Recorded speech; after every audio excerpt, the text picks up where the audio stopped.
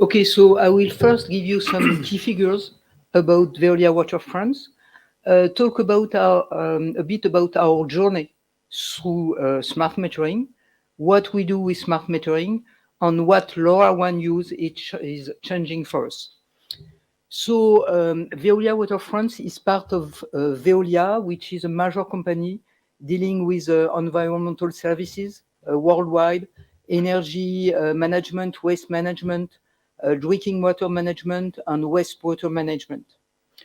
In France, it's the local authorities, the municipality, who are organizing water services, and they decide to do it with their own employees or to trust a private operator through tenders. And so Veolia Waterfronts is the biggest private operator for water in France. We serve about 40% of French population. It's about 25 million people. We have 1,400 contracts with local authorities, and we have 7 million water subscribers, and each subscriber has a water meter because water meters are compulsory in France. And about half of our meters are smart meters.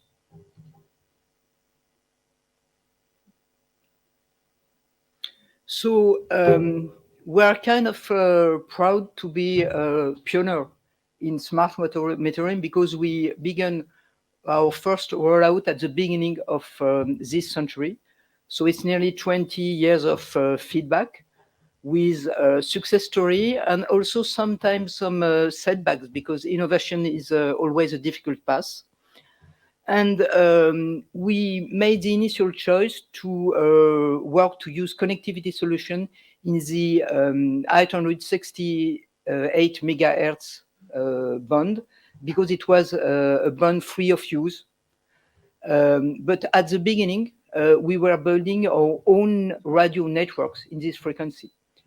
And we made the choice very early to have a dedicated subsidiary to work on the connectivity issues, which is Birdz, that you may meet in the exhibition hall, because, connectivity solution is not the core business of water operators, and we wanted to have a good specialist, a very bright specialist of IoT and connectivity to help us to manage all these connectivity issues. So what is very important is that the choice of smart metering is up to the local authority. So we have to convince them that it's an extra cost with respect to a normal meter. So we have to convince them that it is bringing value for them, for their customers, that it makes the operation more efficient. And the other very important point is our tenders with municipalities or contract tends to be shorter and shorter. Years ago, it was 15 years contracts. Now it's between 8 to 10-year contracts. And each time you are answering to a tender, one part of your answer is you explain how at the end of the contract, you will give all, you will help the collectivity, the local authority, to be free to choose another operator than you. So no, you have to gain their confidence and to explain how they can get free from you at the end of the contract. So the main challenges for smart meters is the local authority trust confidence in the solution and the cost of the solution. So just a quick overview of what we do with smart meters. We are improving customer services because in France, most meters are inside customer properties. So when you want to access them to bill, it's very complicated. Customer resents that. So with smart meters, we have no problem to collect data. We improve billing accuracy. We reduce complaint and so workload for our customer services. And also we give information on their consumption to customer, and we tell them when there is a problem. For instance, when there is leak detections, Last year, for instance, we helped about 60,000 customers to be aware that they had a leakage in their house, and the water saving was about 3 million cubic meters. So it's big. It's about 2% of all the water we are distributing in France. And it's also useful for us to improve our earnings. Smart meters help us to reduce non-revenue water. I talk about leakage, but we have also subscribers who forget to subscribe. They consume, but they don't subscribe. We have also some people who tamper with their water meters, so we can see that. We can also, it helps us also to better manage the network, because we can compare the data from the customer with the data of other captors we have on the network, so we are more efficient. And it helps us also to check that the meters are doing their job, are accurate. And we have very strong regulation in France and in Europe on the accuracy of water meter. And something which is new also, we think that smart metering will help us to be more innovative in water pricing. For instance, to raise the price of water when the resources are scarce, or to have incentive for people who reduce their consumption, or and so on. So what LoRaWAN changed for us? It first, our customer confidence, because we come to the local authorities and we tell them, well, for the connectivity, we are using LoRaWAN solutions, and there is a lot of operators who can manage LoRaWAN solutions. So you are not prisoners with us. We are not stuck with us.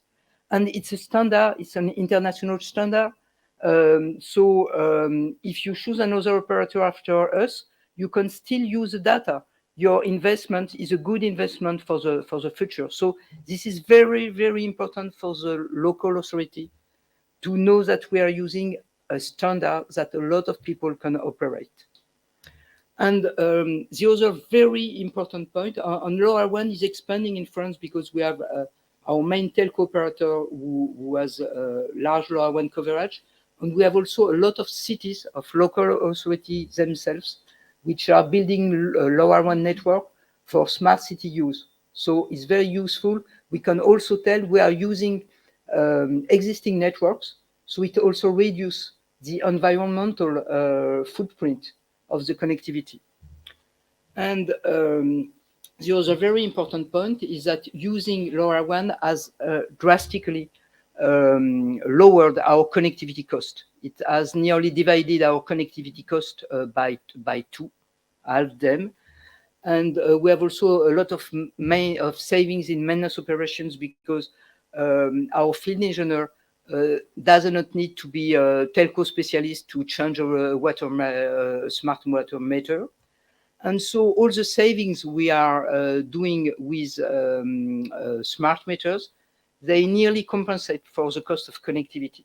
So it's very important for us. It helps us to be much more competitive in the French water market, which is a very mature and very aggressive and very competitive market. That's all for me.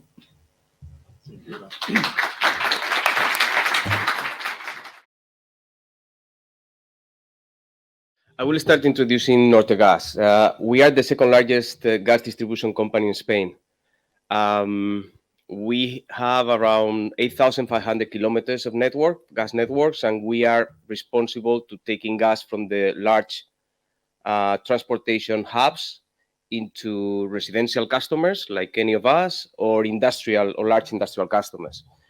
We don't buy and we don't sell gas. We just have to manage the infrastructure that is taking the gas, which means that for us, safety is of paramount importance. I would like to highlight that 8,500 kilometers of gas is a large pipeline. And when we think about how digitalization can help to manage such a network infrastructure, I think that you will understand why projects like the one we're going to be describing here with LoRaWAN becomes important. You can see in the slide we have highlighted there as well that we are investing on a number of initiatives around biomethane and hydrogen, which have to do with our approach to decarbonization. I think that we are all in Europe nowadays, all of us looking at how to decarbonize, how to reduce emissions, how to be more cautious about the energy that we consume. And for us, that's obviously very important. And again, that, as you will see, that links pretty well with the why we are entertaining or assessing a smart meter project at Nortegas.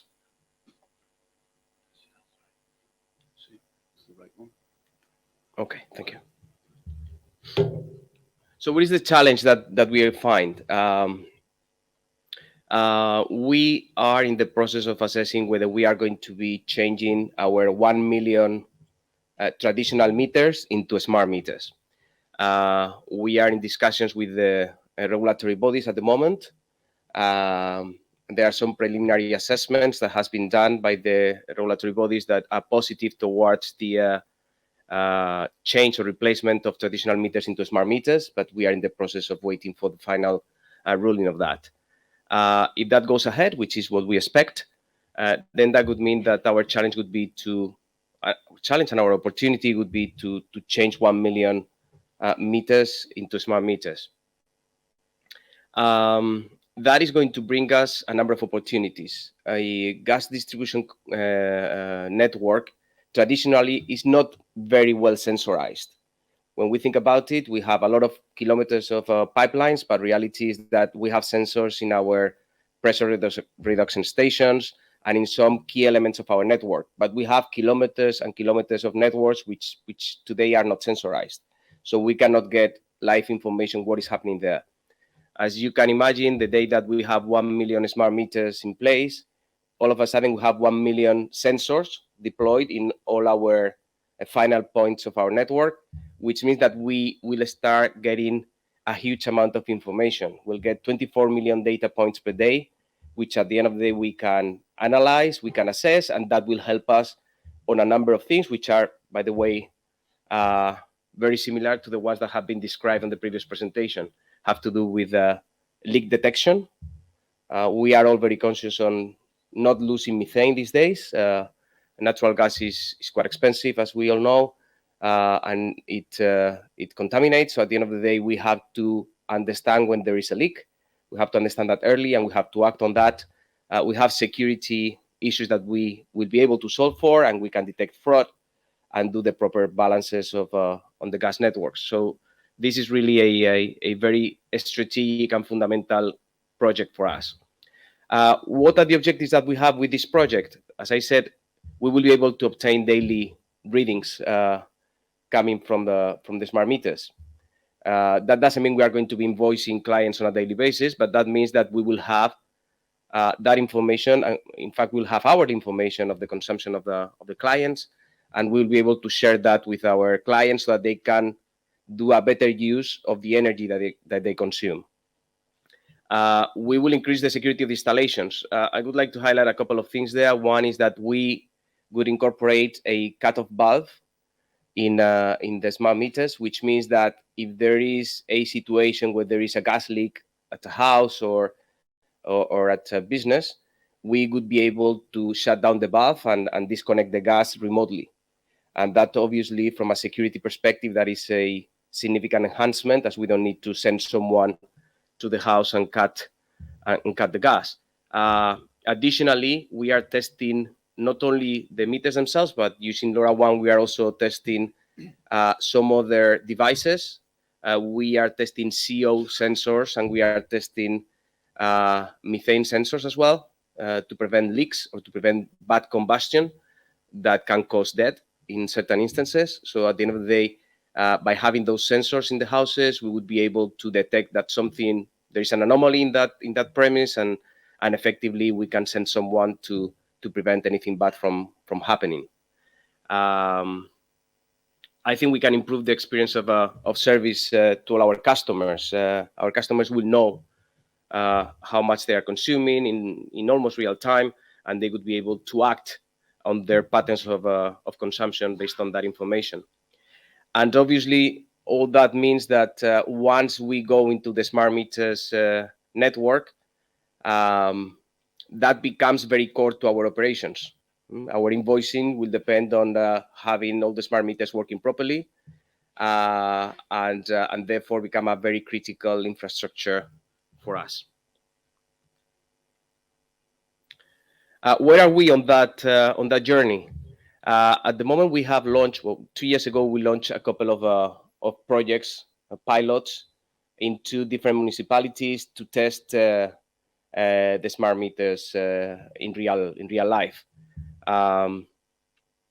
The second one of those that we did, we chose to do it with LoRaWAN, and reality is that the outcome of that test has been very positive, I would say. I think some of the merits of that we have seen on using these technologies, the high penetration that we get in the houses where we have the smart meters. So as you can imagine, smart meters sometimes are in the houses themselves, sometimes they are in basements. And at the end of the day, for us, having good penetration, it's quite critical, as we need to read all the readings from the smart meters. The results we are getting out of that is that we are reading 100% of the signals on a daily basis, and more than 99% of the signals on an hourly basis. So that is quite impressive, I think. We are using a B mode of LoRaWAN. That's also important for us because that is what enables us to communicate with the device, with the smart meter, and effectively do the shut off of the valves and some of the potential tools or applications that we could use in the future. So all in all, I think the experience that we got has been very positive. We didn't know the technology a couple of years ago. We got to learn the technology through some of the partners that we have used in the project, in particular Arson, that has been helping us quite significantly on this project.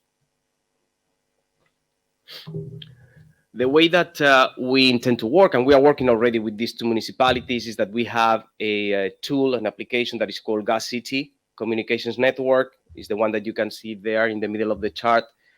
That basically gets all the signals from a number of places. I mean, obviously, it gets the signals from the smart meters, it gets the signals from the gateways that we have, from the data loggers that we have with some industrial and business clients, and also from the CO and methane sensors. All those, they go together into this tool that enables us to detect fraud, to detect leaks, and to do proper balancing of gas inflows and outflows in our network, which is quite a critical part of our operations. We do have a mobile app that our clients are using.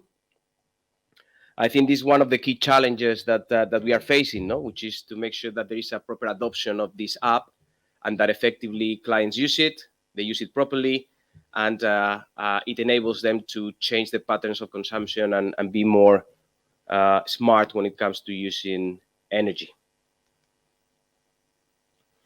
And what are the challenges that we have ahead of us? As I said, probably the first one is to make sure that there is a proper value proposition for our end customers. The technology is great, but it will be much better, obviously, if we are able to convince our customers to use it smartly. And using these 2 pilots that we have, we are starting to engage with them and think on smart ways to add them value through the app and make them use it. I think that the impact of that on energy efficiency, on the tests that we have been doing and some of the gas distribution players in Europe have been doing, I think can be quite important. When we think about decarbonization using our gas infrastructures, it will be a combination of things. It will be the use of biomethane, which is, as you know, is very popular here in France, for example. It will be the use of hydrogen, but it would also come from syngas and the reduction on the consumption from the customers. So having the right tools to help them benefit from that, I think it's quite critical. I think that one of the challenges that we have is to see how clients are going to react to the use of sensors for security. Those security sensors are not mandatory regulation, those are expensive, I have to say, so far. Hopefully, when we do mass deployment, the cost will come down. But obviously, we will have the challenge to make sure that clients don't feel that those are intrusive and that they are willing to get that extra piece of security with those sensors. I think that we are doing some tests on battery life. That's one of our worries, probably because we have not still tested this for a long time, for long periods of time. Obviously, this will be combined with how much information we receive, what is the recurrency of the information, and how we can balance optimal access to information together with optimizing the battery life, as smart meters typically last for around 20 years. And I think that the radio coverage deployment, for us as a utility, we manage networks, but we manage gas networks. We are not used to manage radio networks. So one of the key things that we are going through internally is whether we should be deploying the network ourselves and managing the network ourselves, or whether we should be partnering with someone else that should take care of the radio part of the business, and we just gathering the data and making a proper use of that. This project will become very strategic for us, so we are evaluating both scenarios. We have been talking to some other players, France and Italy, as you know, those are markets where the gas smart meters have been or are vastly deployed already. That's not the case of other countries like Spain or Germany. We are talking to people and trying to make out our minds and see what is the best business model for us from that perspective. And yeah, that's primarily it.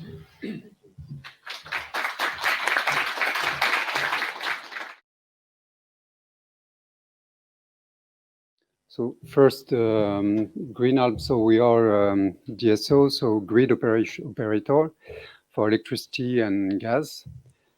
So we have in electricity approximately 135K users on the grid.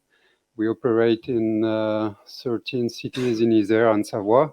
So Grenoble is the biggest city, and so it's in the southeast of France, and we operate small communities in Savoie and Isère.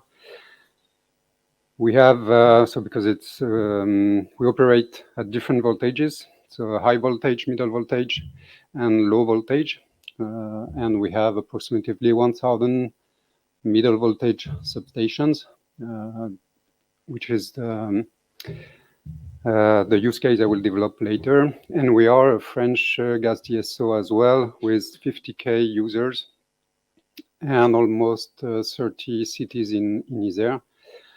And we have, because we discussed this just sooner, we are in a rollout for smart metering in both energies. So we have approximately at this time 40,000 electricity smart meters deployed and almost 15,000 gas meters deployed, and we aim to finish in 2025 for the end of the rollout. So one of the key use cases that we have for electricity is the monitoring of our substations, middle voltage substations. So it's a 20K volt substations, and we have different wonders about these substations.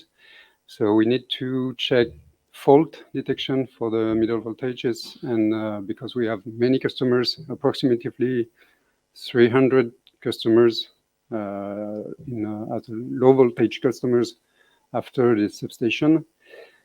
We have some, but numerous substations underground, so we need to check the water level when it rains a lot, to be sure that there is no security issues about that. We want to check different measurements, temperature, for example, and I will develop this later.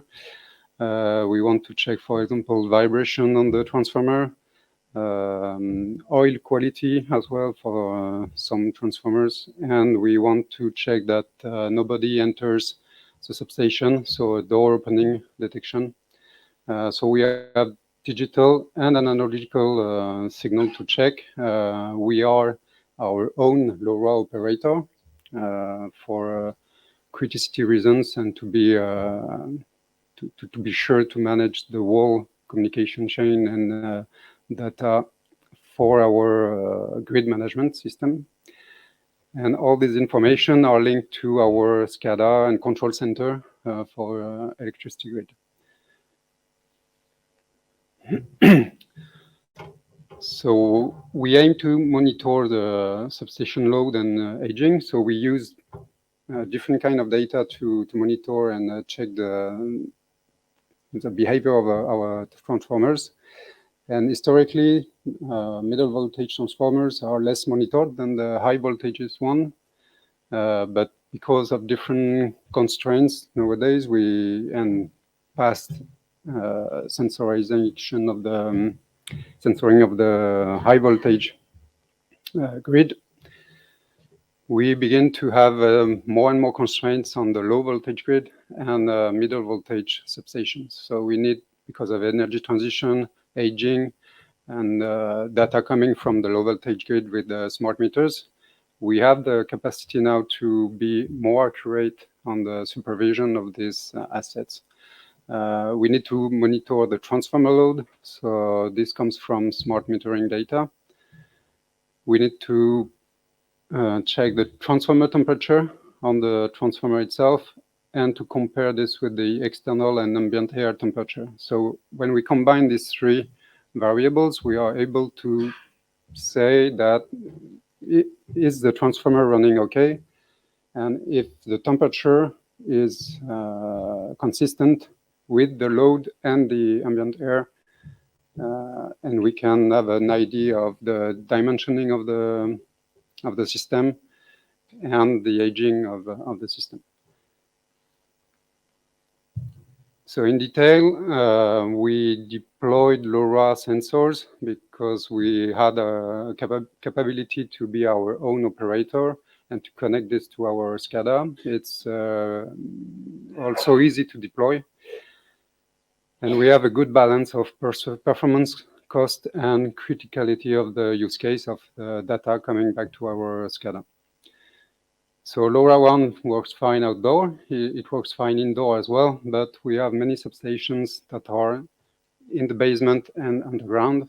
And we have some issues to get the transformer temperature measurement with a good connectivity. So we need an analogic data transmission. We don't need just a temperature threshold. We need the real temperature curve. And we need to get the signal, a good signal. So most of the time we need to have a remote antenna close to our door opening and fall detection sensor, which is close to the door, where we have a good connectivity. And we saw some systems with an additional indoor gateway with, for example, Zigbee. But it makes no sense from a financial point of view or technical point of view. So we are looking for the temperature directly in a LoRaWAN connectivity and a good radio connectivity. So what we've done, we have found a magnetic sensor, and we qualified this sensor. So it goes directly on the transformer itself. And we measure transformer temperature. And we have for this sensor PT100 temperature connection. We need, so LoRa radio coverage is qualified close to our substation openings. And we need to get the temperature information to this location. So we have had several discussions between our supplier, which is TCSA, and LoRa Alliance to see how we could have a connectivity using an external and remote antenna.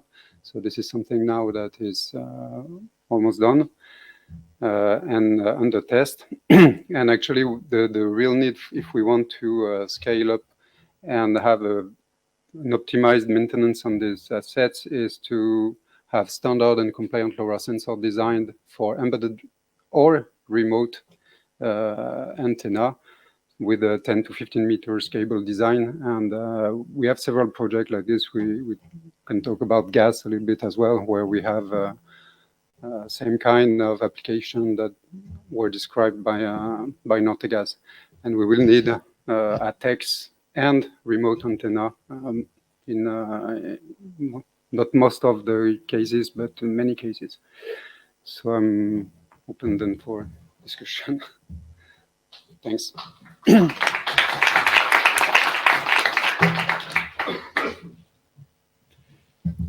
So I hope you have enjoyed this presentation, and you can of course contact GreenAlp or Damien directly because he called for support for finding sensors adapted to the case, ATEX plus embedded or remote antenna, etc.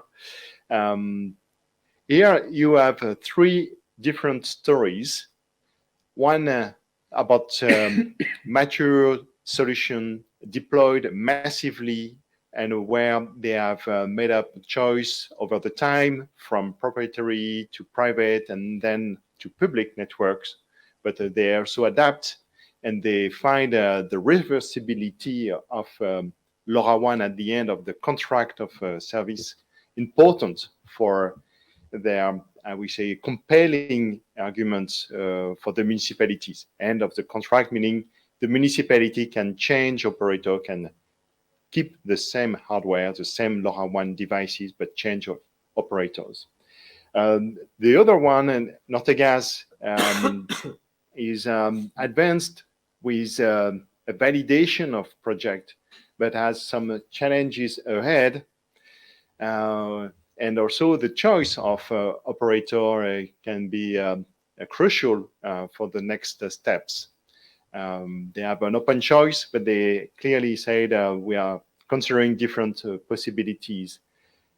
And while the third one exposed concept, effort for innovation, but a real use case with different sensors. It's not meters, but it's a versatility of different sensors to obtain a good monitoring of the substation. They are also choosing here a private network model. So you have here a clear illustration in this digital transformation. A free choice of network model is important to comply with different status, different situation. One other thing I wanted to ask you, Laure, is what is the return on investment of a smart meters deployment? How many years do you consider necessary to justify the investment? Well, it's a tricky question because for the time being, to be very honest, it's still a little more expensive for us to use and to roll out smart meters because, as I was telling previously, the price of connectivity has been very reduced by the use of LoRaWAN, and but still smart meters are more expensive than a normal water meter. So we are still working on we are still working on all the use we can make of the smart meter data because there is more and more focus from local authority to lower water consumptions. So we are currently working on data science algorithm to better profile the consumers and to help them to give them better advice to reduce their consumption because what we feel is giving the customer an app where he can see his consumptions is not sufficient to make him lower his consumption.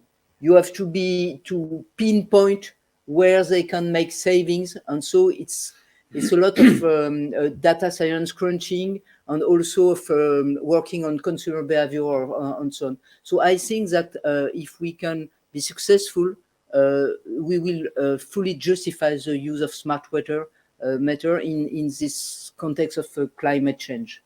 I understand that that's a new challenge to support this need to change behavior to help for protecting water. That's a good reason. But my question was about how many years do you consider necessary to justify the cost, as you have an average 8 years, 10 years contract? The better duration, the most efficient contract duration is 10 years. Okay. So we can really, but well, if it's shorter, it's shorter. It's the local authority who decide. Okay. To Nortegas, you highlighted that you have some challenges ahead to make a decision for mass deployment, but what do you expect, or what do you need more? I think from our side, from the company perspective, we see a lot of merits and opportunities on the deployment of smart meters. I think at the moment where we are is in discussions with local regulators to see how the price associated to the smart meter is going to be properly regulated, and we are going to be remunerated on. So from our side, we're ready to go. We are doing lots of works. That's why we have the pilots. That's why we are getting ready from an organizational perspective and IT, and just waiting for the green light from the regulators to go ahead. Okay, so we cross fingers, of course. I see also that you have a relationship with European Gas Association. Do you see also some trend in the gas industry to adopt IoT for not only for metering but also for perhaps other application? What is your feedback on that? Yeah, no, I think it is. I think that if we look across European countries, smart meters have been entering earlier in some places than others, but I think that France is a great example of that. No, and smart meters on gas distribution, they have entered very rapidly in the last 4 or 5 years, and the level of penetration today is quite substantial. And I think that most of the other European countries should follow. I think that there is a need for digitalization of the gas networks in general, and I think that smart meters is a critical project to really step up on digitalization of the networks. And do you see a smart metering project coming first before smart grid digitization of the gas infrastructure, or the opposite? What I have seen in some markets is that the smart meter project has been the driver of accelerating the digitalization of the rest of the network. So on the back of that, companies have developed the skills and capabilities on data analytics that in turn have come up with new ideas to continue digitizing the network, etc., etc. So I think it's a critical project because it goes to the core of consumption of gas in our case, and how to make an efficient use of it, not having leaks, not having fraud, having proper balances of gas, etc., etc. So I think that if we look at the context of gas prices that we are seeing today, that becomes even more important.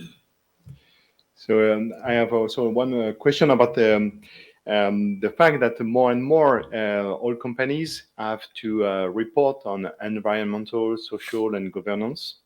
That's a major change in the way the companies can select a solution, or can also illustrate how they contribute to the net zero carbon goal, which I recall has been set by the European Commission for 2050, with a milestone in 2030 to halve carbon emission compared to the 90s. So in that global, I would say, challenge for climate fight, climate combat, how do you see the use of IoT? Do you consider IoT as critical or not for achieving your goals with the ESG? What is your feedback, Laure? Well, the core business of Veolia is working against climate change. So of course it's very important for us. And one of our big business trends is to digitalize all our operation to be more efficient. So yes, we are working on very physical assets, plants, meters, networks, and digitalization and IoT is a crucial tool for us. So yes, I think that IoT is very important for achieving our goals. And about you, Damien, how do you see that? But IoT is an additional tool. And just as like you said, Juan, about the smart metering, the smart metering is a trigger for IoT because the meter itself becomes a sensor for the grid, whether it's gas or electricity. And we get more information with these meters about how the grid is going on.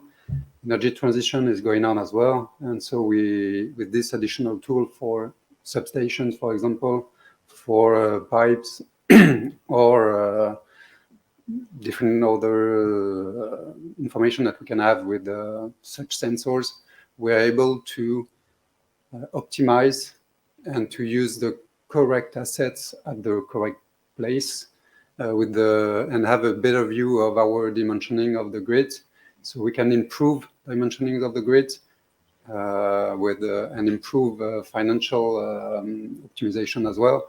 So it leaves us some margin to act more where it's needed, and so to make the transition possible, or at least to play our role to make it possible at our scale. So it's interesting, and it's digitalization will help in this to reach this target. And to finish, Juan, as you're director of digital transformation of Nortegas, are you considering IoT as a crucial and cornerstone of your strategy for reducing the impact on the environment? Are you measuring this for the future? I think with deployment, perhaps. Yes. No, it's very critical. If we look at the CO2 equivalent emissions levels of gas distribution companies, typically they are not high, they are typically small, but the number one cause is typically related to leaks, to gas leaks, which are very small. Those are tiny, but they exist. So at the end of the day, having the ability to understand better the gas flows on real time on your network is what enables you to identify where the leaks are quickly and to be able to put in place measures that allow you to reduce the gas leaks and therefore to improve on CO2 emissions. So digitalization in general and IoT in particular, I think, are quite critical for us. Thank you. So we will conclude here. I want to ask for a warm applause of your speakers for this panel. Thank you again for your participation.